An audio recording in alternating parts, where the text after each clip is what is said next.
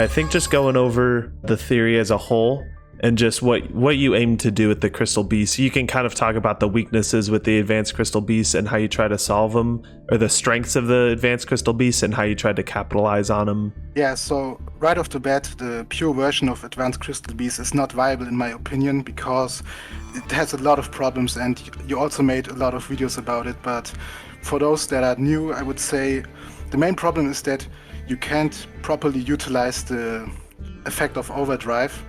That's one thing, because you shuffle away your field spell and that leaves you with no field spell, so your Advanced Crystal Beasts die immediately.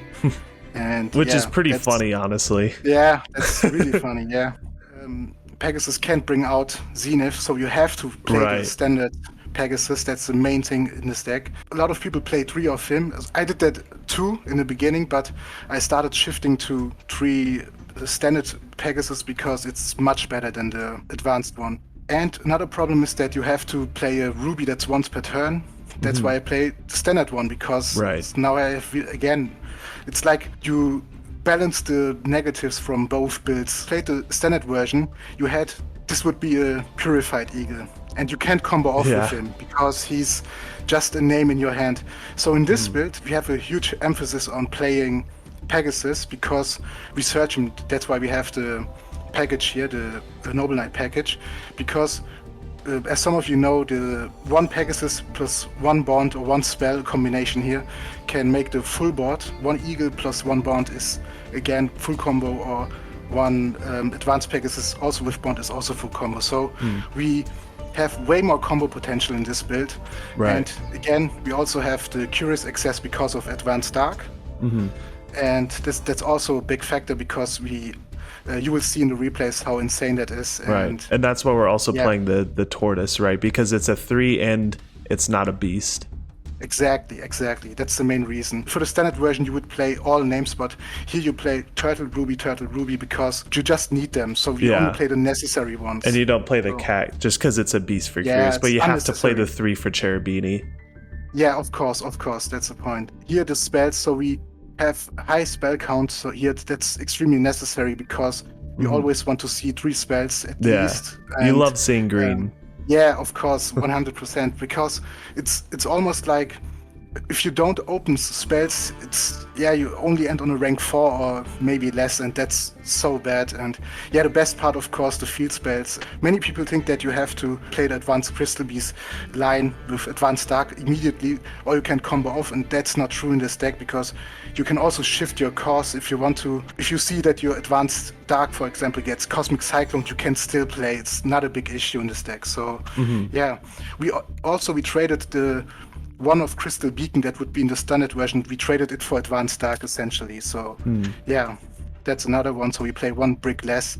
We also play 1 Rainbow Dragon, and it's enough, especially in this build, because we play 47, and I know that so many people play 2, but I decided to play 1 because it's way better after testing it a lot. So did you opt to not play the Dinotherium as an alternative searcher for the Shield Bearer? Yeah, I don't like it because it's not bad to draw Pegasus plus the Noble Knight, because you almost always have your heart out, and you can still use it to get another Pegasus, or even pull out another name, the Advanced Pegasus, and you can proceed to normal summon them.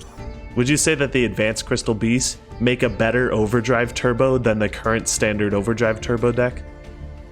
I'm 100% sure this deck is way better than all Overdrive versions now. So I'd agree. I tested it a lot, and people that know me know that I play a lot of Overdrive Turbo, and I played it so much, and I know exactly what my issue was with the deck. Many people think that this deck has the issue of you always have to rush to Overdrive. If you can't reach Overdrive, the game is done, and I don't agree, because in this format, especially in this format, it's so insane to even end on a combination of Dweller, Baguska, with Necro Valley, Miracle Set. I won so many games and you have to don't forget that your opponent uses cards to interrupt you. That means he has less to play, and you still end on Necro Valley plus Baguska. So I always end on that stuff, and it's sufficient enough for me. Yeah, because at the end of the day, it's kind of like a more beefed up Conclave control deck if it comes to that point, you know. Yeah, I also have a lot of turns where I turn 3 or 4 kill with Overdrive. I'm not that much forced into going into Overdrive ASAP. In this format, of course, Ishizu stuffs away our stuff in the graveyard and we can't get all 7 names and it's really hard, so I decided to, if that happens, you still go to your alternative route with ending on your getting your Necro Valley, ending on a rank 4, and yeah, that's pretty much the main thing I try to achieve in this deck. So. Oh yeah, did we want to add the Amber Mammoth too, or no? Yeah, so we talked about it. Of course, you can still add the Mammoth, of course, but the showcase is pretty much focused on the best version possible. But it's really not bad to run Amber Mammoth still, because he has a really nice effect that can come handy. It's another name that could potentially help you if your opponent banishes too many names and you need that one last extra name, and it doesn't ruin the consistency too much. But I decided to show the best version possible. The best version possible is always the thing. But you could 100% play it. It's not a big It's deal. Player preference, really. Yeah, of course. That's the main thing. Yeah, the instant fusion's really nice for the Thousand Eyes or the Millennium Eyes. Oh yeah, that's so sick. Would you ever consider playing just a one of Conclave as a searchable out to opposing Mystic Mine? I did consider Conclave, to be honest. I'm not against it, but I'm that guy that when I go second, for example, I hate to see traps in hand. Yeah. And of course, 3 traps won't ruin it so much, but I would much rather see a green card. I'm still testing it, but I'm not against it, of course. No? It sounds like a great idea. This build is like you draw your 5 cards or 6 cards, and you actually want to play out every card, and it's working pretty nice so far. And I tested it a lot, so you can also eat hand traps quite easy in this build because you have so many bait targets. If you activate Salvation, that almost always eats the Ash, so you activate Prosperity for 6. It's also very tempting for your opponents to Ash that. So the main thing is you also want to save your spell, like I explained earlier. So you need really one spell just from Pegasus. If you can get to this point and bait it out every negate beforehand, it's pretty much GG. So because you end on Appaloosa, Necro Valley, and we will go through it. Well, yeah, let's go ahead and hop into the replays then. First, I want to give a shout out to LDB Duel. They make high quality custom deck boxes, playmats, and much more. They sent me this beautiful deck box and playmat, and I gotta say, this deck box is the highest quality deck box I've ever owned. Not only does it fit all of my double-sleeved cards, but the magnetic cover is super satisfying to open and close. The whole thing just feels like a premium quality. They also ship internationally. This is an awesome product, 100%. Highly recommend this. This is the deck box that I won from the regional. So, little comparison. This one's more based. This one's not as based, but it's still pretty cool. You know, this is brilliant, but I like this. Go ahead and check out ldbduel.com for some high quality custom trading card products, and let's get back to the video. So first against Sprite, as you can see, he has an Ash plus Nibiru. That's really bad for every Overdrive build. Right. And I would say for any deck, but yeah, so here immediately this gets ashed. Yeah, that's a good Ash. That's a pretty good Ash. Yeah, that's a really good Ash. So here's where the focus on Pegasus comes in play. We search him as much as we can, or try to get him as fast. And this line is, and I also want to point out, this is not the main line. You are never forced to play this. I did this because I already got ashed and I knew that I could pull this out safely pretty much. And yeah, I also have the alternative combo for when you don't have advanced dark access, but I'll get to it.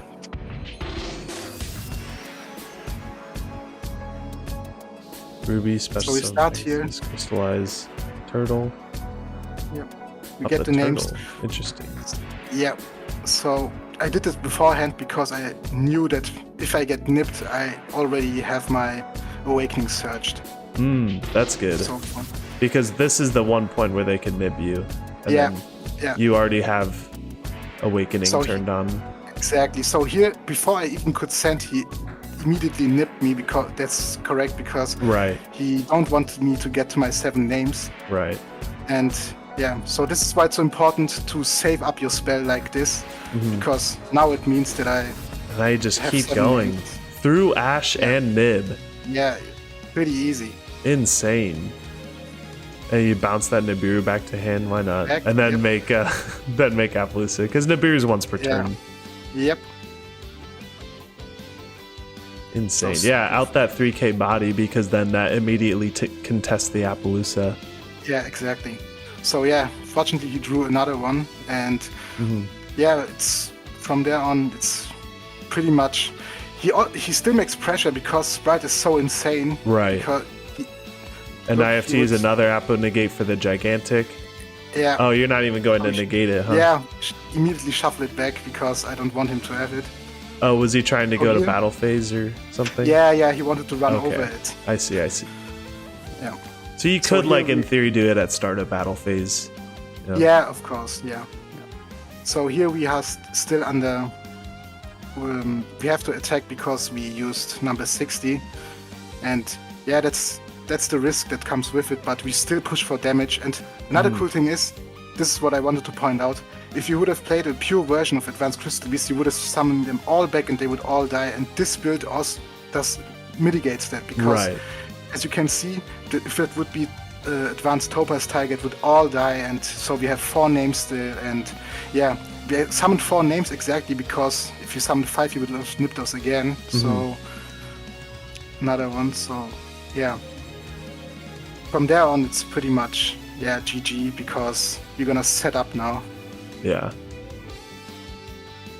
So there's nothing you can do. And you shuffle back your Appaloosa. Insane. Yeah, that's so nice.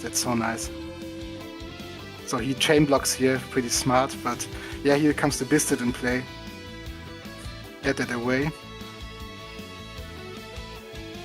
And we miracle it, so we don't have a body on board anymore, and he scopes. Yeah, there we go. Love to see it. Nib. Through Ash, through Nib. I'd love to see pure Overdrive Turbo do that. There's no shot. Yeah. The thing is, I also want to point out, this is not a replay that was selected over 100 games.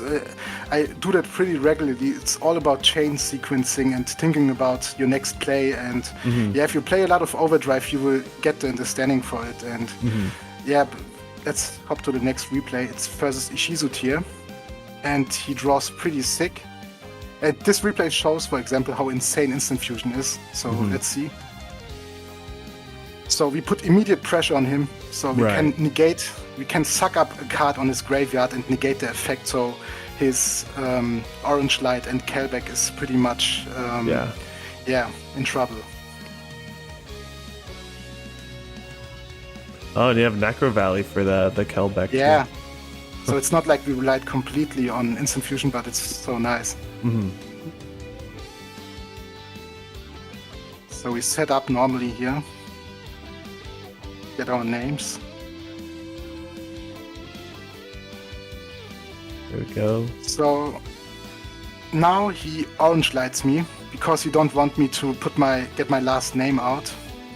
And that's where I stop the Kelbeck, because it's fine that he stops my you'd rather stop the Dugars than have them start milling. Exactly. Yeah, so I think that's smart. And this is the cool part. We have 3 Darks on the field. There we go. We get our last name, Curious. So oh my gosh, that's awesome. Jump into it, and from here on he has no interaction with us, and we can full combo the hell out of him, and we have Necro Valley in hand. This is insane.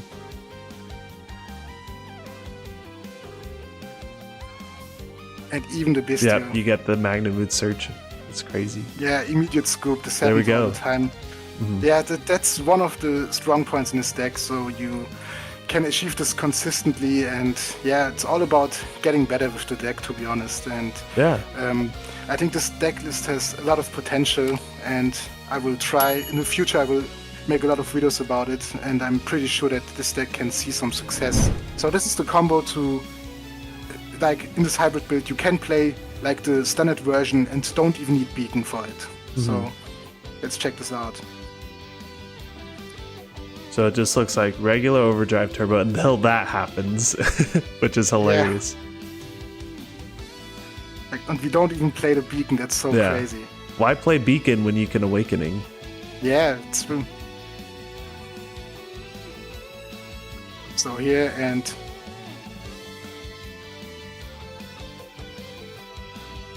And then the Advanced Crystal Beast, even though 7 names. Yeah. Even though you don't have Advanced Dark on the field, they still just really help you out. It's almost as if you're playing pure Overdrive, but then you have the added bonus of being able to do Advanced Crystal Beast combos. Exactly. Like, this is what I mean with you are never forced to commit to Advanced Crystal Beast play. You can always shift your direction and play like you want. And I think it's definitely the move to go if you want to play Overdrive. I think this is the most explosive. I think you have to go at the opposite ends of the spectrum. I think you can't meet at a happy middle. You have to just go balls to the walls combo with the Advanced Crystal Beast or go full Conclave control. I think those are going to be the two most viable Crystal Beast variants. I think pure Overdrive, I think it's become obsolete now thanks to the Advanced Crystal Beast, which is cool to see. You know, you get to see the Advanced Crystal Beast in the limelight because each one of them has a role compared to pure Overdrive where you're playing like Mammoth, Cat, like those guys don't really have a role, right? But in Advanced Crystal Beast, they actually each have a specific duty and they're different names.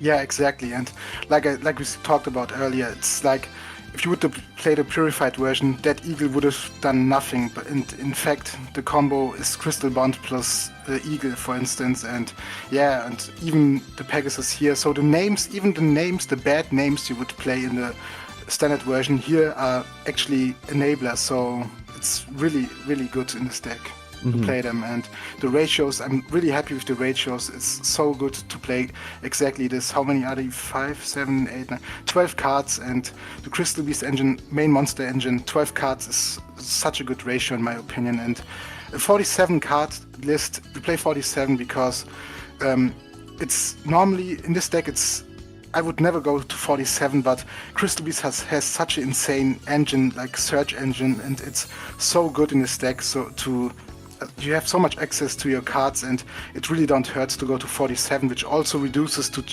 chance of seeing your one-offs you don't want to see in your hand. And yeah, that's one cool thing about the deck, and I'm really happy with it. And yeah, I would consider the Conclave, of course. It seems like a nice option to play. And yeah, going forward, I would definitely optimize this deck even more, and I'm pretty happy with this deck so far. Yeah. Would you want to, so someone in my chat mentioned Beat Cop. Would you want to play Beat Cop in the extra deck as an extra protection for Advanced Dark or Necro Valley? Yeah, actually I had it as an option in my extra deck for a long time. Really? But yeah, I changed it last minute for the Nightmare Phoenix because it was the time where you got Ibli on the fields all the time. Right. And it's also nice for the combo that I have on my channel with Griffin plus Phoenix, where you protect your Griffin for the Coaling play. I have it on my channel. You can check it out if you want. And yeah, but I would still consider it. The problem is the extra deck is so tight. It's almost like you can't cut any card almost. But I really like this deck a lot.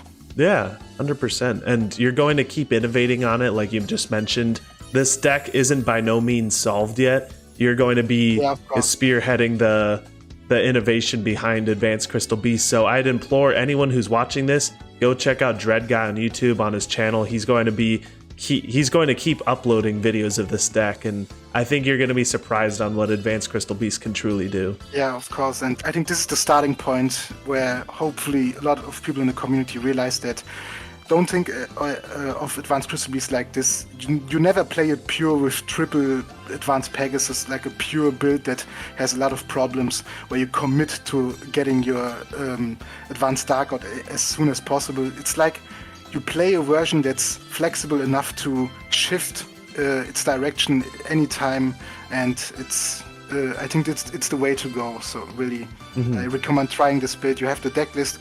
What are the shortcomings you've found with the deck, though? How does it do going second?